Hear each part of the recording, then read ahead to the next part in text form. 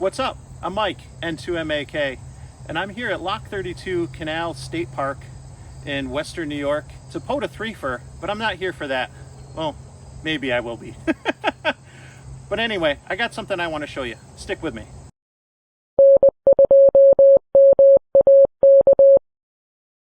It only took me 4 years and I finally did it. I finally installed a radio in my car. It's the Radioddity DB20. It's actually a GMRS radio, but there's a simple mod that you've seen probably already on YouTube for this radio and the ones like it, the Retivis RA25 and the Anytone 779, where you can extend the transmit range for the ham bands. So I'm using it as a dual band 20 watt VHF UHF transceiver. Let me show you the radio and let me show you the antenna and how I got everything installed. All right, real quick, before we jump into it anymore, the radio and the cup holder mount were sent to me free of charge in exchange for this review and evaluation from Radioddity. But as with everything, you're gonna get my honest opinions and feedback. There are spurious commissions involved and there will be affiliate links down below. But honestly, folks, just like everything else, I'm gonna share my honest opinions, my experience with it. And yeah, if you don't want to watch it, then go watch one of those like Spot the Imposter videos or whatever. All right, let's start with the antenna, because as some say, the antenna can be one of the most important parts. And I opted for, this is a Comet SS680SB. So a quick look there. And this is the SO239, or is it PL259 type attachment there. This is a dual band and it's only 27 inches high. It's a little bit shorter than one of the other Comets that's a half wavelength, but you can see it's just over the roof line. I have no problems getting in and out of my garage and parking garages with this, and that's what I wanted because I'm in and out of garages quite a bit for work. The mount is the Diamond K412, and that has the SO239 attachment, and then some RG316, which has a super slick like Teflon coat going in. And I opted for this mount, A, because it's a diamond and it's really good quality, but the footprint on it is very, very small. I've got another video where I did some testing for mounting location for antennas with the car, and there's not, I talked about there's only a little bit of space here and a little bit of space here that will work, and then same thing on the other side. Well, this is one of the mounts that has a smaller footprint. The larger, the K400 I think it is, that would not fit right here, and then I wouldn't want it there because the K400 has that extra stabilization lip on the back side, and that wouldn't do any good there.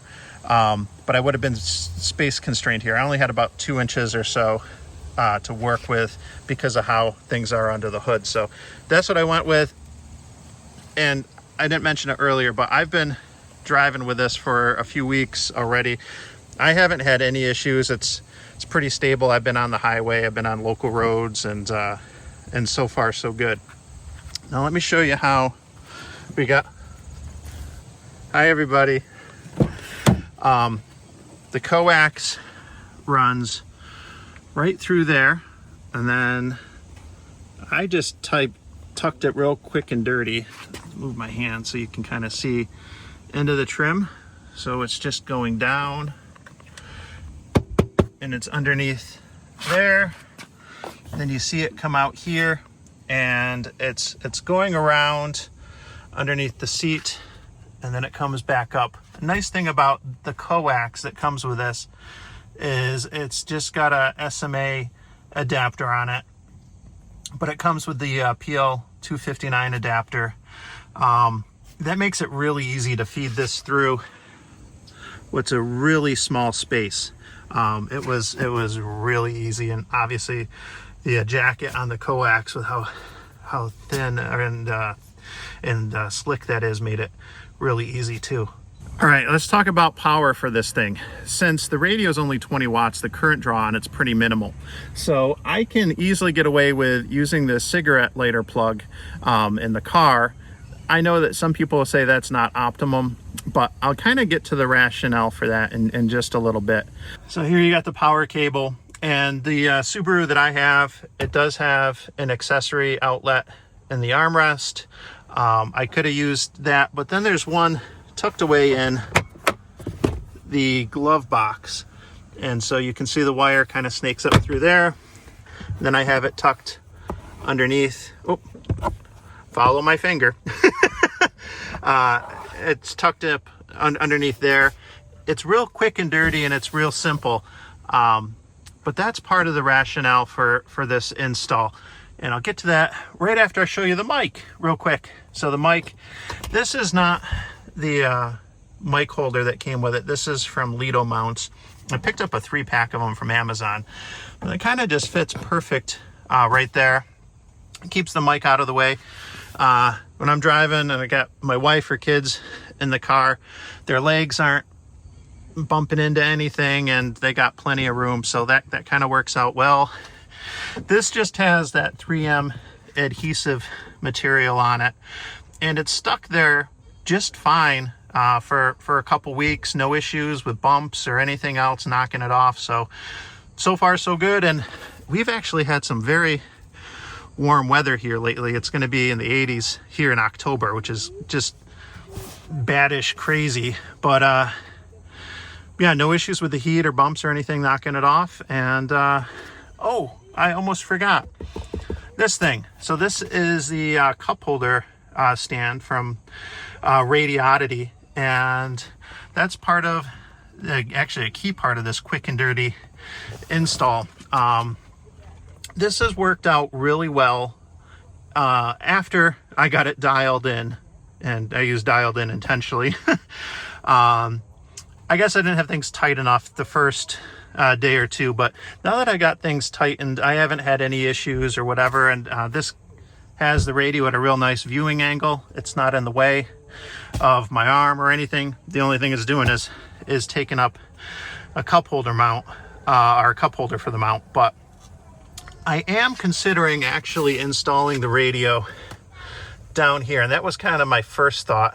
And then having it face up, I can do a lot of the controls from the mic, so I don't need to hit that front panel. If I can just see it occasionally, that'd be nice.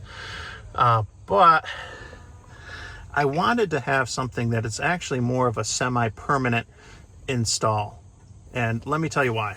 So I travel a lot for work, and most of that travel involves me taking a rental car. I've got a quick solution that I've used for the last couple years, which involves one of my HTs, and then I've got this window clip mount that will fit right over a window of a car, and I can put the signal stick antenna on that, and that's worked fine for checking into some repeaters on the highway. And I've called out and I've made a couple contacts on 5.2, but you know, being realistic, you're limited with just 5 watts and a small antenna. So I like the fact that with this install, the way that it is, I can easily unplug the power cord, I can unscrew the antenna, and I can loosen up the cup holder. I can just pull this right out, and I can put it in another car within a minute. It's super, super easy. And so when I'm doing some work travel, which I've got plenty of that coming up in the winter months, I can easily take now a 20-watt radio with me on the road, call out on 5.2, hopefully make some more contacts. But this radio also has 500 channels, and I've got a whole ton of them programmed in. So I can scan, I can work repeaters, whatever. But it's really simple for me to just grab and go with this radio. So for now, I'm leaving it in the cup holder mount before I install it on the side of the console or anything else. And given this sort of semi-permanent approach, you know, a fair shot to see how well that works. If it turns out that it's just too much of a hassle or frustrating swapping it in and out of cars, then I'll deal with it when that time comes. But my needs are going to be different than your needs. So maybe this is a good fit for you. Maybe this isn't. I will say this was really quick and easy install for anybody. And so far, I've been really happy with the performance of this. And in fact, I'll tell the story of why I am doing this here at the park. So the first day that I installed the radio in the car, I have a short commute into work, maybe 10, 15 minutes max, but I was on one of the popular repeaters locally, made a contact, chatted on my drive in. As I was leaving work, pulling out of the parking lot, I put it on another repeater. I did VHF on the way in, figured I'd try a UHF repeater on the way out. And I was going to wait until I got out of the parking lot onto the highway before calling out on the repeater. I didn't have to wait long because as soon as I pulled out of the parking lot, someone actually started calling me on the repeater and said, N2MAK, are you listening? Well, I happened to be listening and came back to them. I figured they saw my license plate and they were behind me in traffic or something, or maybe they just passed me going the other way. Turned out another ham was here at this park, a POTA 3-fer, and it just decided to try a 2-meter activation and wanted to see if folks were listening on the repeater and could try to work him. So first day that I have this radio in the car, someone's calling for me on the repeater. What are the chances of that? Secondly, I worked him at a POTA 3-fer on 2 meters and 70 centimeters right from this car. And right out of the gate, the first day this radio was installed, it logged 6 POTA contacts. But what's even better is when I got home, I got my son, W2BMK, who's got his general ticket on, and my son was his 10th contact to help him get the park activated. That's awesome. Also, another great feature to mention about this is that, oh, I got some dust there. I still actually have the screen protector. I should maybe just, it's been on for a couple weeks. And this is good for like 1,000 views. Oh, there we go. ASMR. This radio, don't believe what you read online. This radio, along with its clones, the Retevis RA25 and the Anytone 779, is now programmable with chirp. And that is huge. That made it super easy to get this radio set up right out of the gate. And it did come with the programming cable, by the way, which I had no issues with using Windows or Mac. And now that it can be programmed with chirp, I was easily able to copy over repeater files from my other radios, and I was able to dump in a ton of channels that I probably don't need, but for the marine bands, for the railroad, for GMRS, MERS, you name it, it's all in there because I've got 500 channels, and it's stupid easy to program this thing now that you can do it with chirp finally.